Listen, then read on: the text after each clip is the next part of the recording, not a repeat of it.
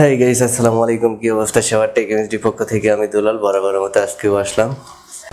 তো আজকে যারা নতুন ইউটিউবার আছে, আমরা যারা নতুন ইউটিউবার আছি, তো তাদের এক ভেরি ইম্পর্টেন্ট কিছু কথা বলবো। যদি আপনার মনোযোগ সহকারে শুনতে পারেন তাহলে আমি মনে করি অবশ্যই আপনি ভালো কিছুই করতে পারবেন। আর এটা অনেক বেশি ইম্পর্টেন্ট কিছু কথা বলবো। তো আপনারা মনোযোগ দিয়ে কথাগুলো শুনুন এবং ভিডিওটি স্কিপ করবেন না কখনো, প্লিজ। যদি আপনি নতুন হয়ে থাকেন তো দয়া করে ভিডিওটি কখনো স্কিপ করবেন না, প্রথম থেকে শেষ পর্যন্ত ভিডিওটা দেখুন। অবশ্যই ভালো কিছু বুঝতে পারবেন এবং ভালো কিছু জানতে পারবেন। আমরা নতুন যারা ইউটিউবার আছি অনেক ভুল করে থাকি, যেগুলো মেজর ভুল আর কি, যেগুলো ইউটিউব কখনো কমিটি গাইডলাইন থেকে তারা কখনো এটা অ্যালাউ করে না, একবারে মেজর ভুল। তো সেগুলো আমরা কি করি, তো সেগুলো নিয়ে আজকে কথা বলবো। তো সেটা হচ্ছে এক নম্বর যে পয়েন্টটা হচ্ছে সেটা হচ্ছে নিজের ভিডিও নিজে দেখা। আমরা কি করি, একটা ভিডিও আপলোড করি, আপলোড করার পরে নিজের ভিডিও ভিউ হয় না বিদায় আমরা কি করি, নিজের ভিডিও নিজে দেখা শুরু করি।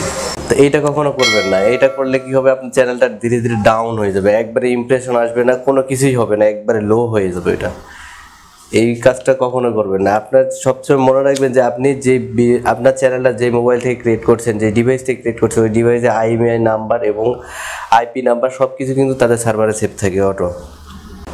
তো ভুল করে এই কাজটা করবেন না। নিজের ভিডিও কেউ কখনোই নিজে দেখবেন না। হ্যাঁ, দেখবেন কিভাবে, সেটা হচ্ছে ধরেন আপনি একটা ভিডিও ছাড়লেন, ভিডিওটা আপলোড করলে সেটা আরেকটা ডিভাইস দিয়ে, যেটাতে মনে করেন যে নেট কানেকশন আপনার অন্যটা, আর হচ্ছে অন্য চ্যানেল আছে সেটাতে লগ ইন, আপনার চ্যানেল না, আপনি অন্য একটা চ্যানেল সেই ডিভাইসে লগ ইন করে নেটওয়ার্ক কানেকশন অন করে আপনি সেখান থেকে দিন রাত 24 ঘন্টা দেখতে পারেন, তাতে কোনো প্রবলেম নেই।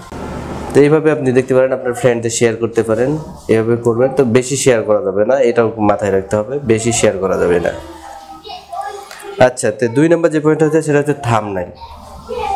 আমরা যে থাম্বনেলটাতে যে ভুলগুলো করি সেটা কি করি, আমরা নতুন যারা আছি তো তারা কি করি, এই থাম্বনেলের মধ্যে সব কিছু গোদামিশাল করে লিখে দিয়ে দিই। পুরো ভিডিও ডিসক্রিপশনটা আপনি যে থাম্বনেলের উপরে লিখে দিলেন, এটা আসলে কখনো করবেন না, এটা করলে হবে না। আপনি কি করবেন, আপনি জাস্ট 2-1টা কথা যেটা মানুষের নজর কাড়ে ওই ধরনের টাইটেল সুন্দর করে লিখে সেটা আপনি বোল্ড করে লেখার চেষ্টা করবেন, মোটা করে বড় করে লিখবেন না থাম্বনেলের উপরে। তো কি হবে, সেটা মানুষের চোখে পড়বে। তো একটা জিনিস কি, মানুষ যখন যার কোনো কিছু প্রয়োজন হয় তখনই সে ছাড়, আর দেখে মানুষ একটা সেকেন্ড হয়তো একটা ভিডিও আপনি বেশিক্ষণ দেখবেন না, ছাড় দেওয়ার পরে সেটা স্ক্রোল করে, তারা 2-1 সেকেন্ড থাকে তো স্ক্রোল করে দেয়। তো আপনার কি করতে হবে, সেই জায়গায় আপনার ফোকাস করতে হবে যে বড় করে লিখতে হবে এবং লেখাগুলোকে মাধুর্যভাবে করতে, যেন মানুষ আকৃষ্ট হয়।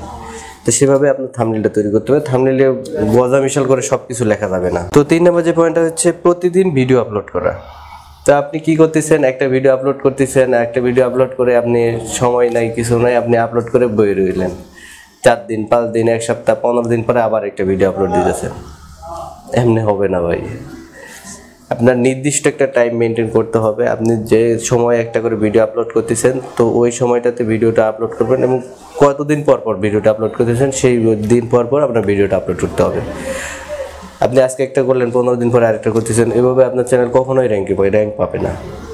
আপনাকে রেগুলার কন্টিনিউ আপনার ভিডিও আপলোড করতে হবে প্রতিনিয়ত। আপনি যদি 3 দিন পর করে থাকেন তাহলে 3 দিন পর একটা করে ভিডিও আপলোড করবেন। যারা মনে করেন যে রোস্টিং ভিডিওগুলো করে তাদের অনেক সময় লাগে, তো তারা মনে করেন যে 15 দিনে 1 মাস 1 সপ্তাহ পর তারা এটা ভিডিওগুলো আপলোড করে।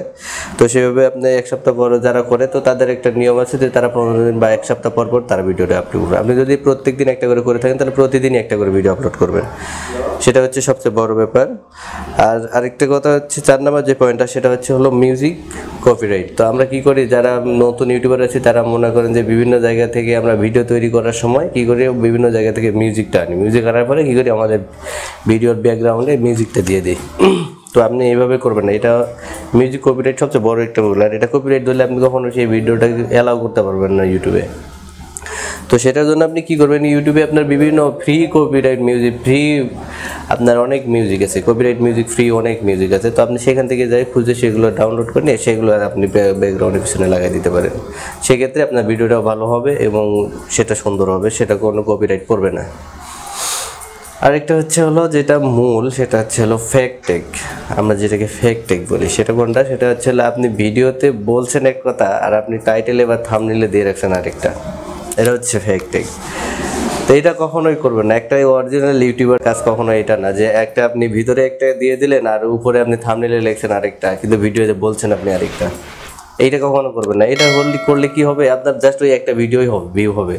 হয়তো কেউ একজন ভিডিওটা দেখলো, উপরে দেখে ঢুকলো, কিন্তু ঢুকে ভিতরে দেখে আরেকটা। তো সেটা কি করবে, সে হয়তো 2-1 সেকেন্ড দেখবে, দেখে বের হয়ে আসবে। আর পরবর্তীতে যখন আপনি ভিডিও আপলোড করবেন তখন কি হবে, তখন সে আর ওই ভিডিও আপনার চ্যানেলে যাবে না। যদি চ্যানেলটা চিনে থাকে তো আপনার চ্যানেলটা ঢুকবে না, ওই জানে যে এটা ফেক ভিডিও আপলোড করে, মানে দিয়ে একটা করে আরেকটা। তো এই ধরনের কোনো কাজ করবেন না, এটা ভুলেও করবেন না। আর এটা এক ইউটিউবারের এটা কাজ না, এটা কখনো করা উচিত না। যে আপনি একটা ভিডিওতে বলছেন একটা, কিন্তু আপনি ভিডিওতে করছেন একটা, আর আপনি টাইটেলে ব্যবহার করছেন একটা।